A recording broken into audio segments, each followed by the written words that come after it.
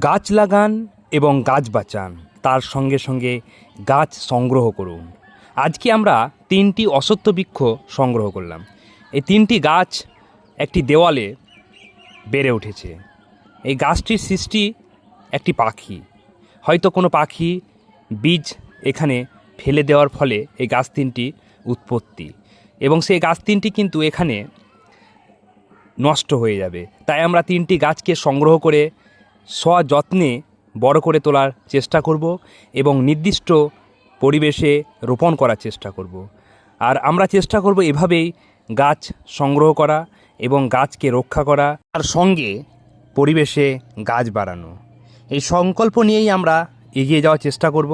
আর সকলে এগিয়ে আসবেন, কারণ প্রকৃতি রক্ষা করা সকলের দায়িত্ব এবং কর্তব্য।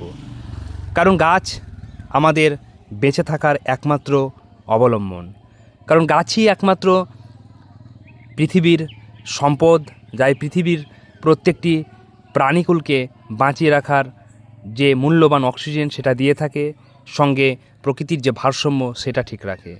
তাই আমাদেরকে গাছ রক্ষা করতে হবে, এই পরিবেশে গাছ বাড়াতে হবে, তার সঙ্গে এই সকল গাছগুলো, পরিত্যক্ত গাছগুলো সংগ্রহ করে সঠিক জায়গায় রোপণ করতে হবে।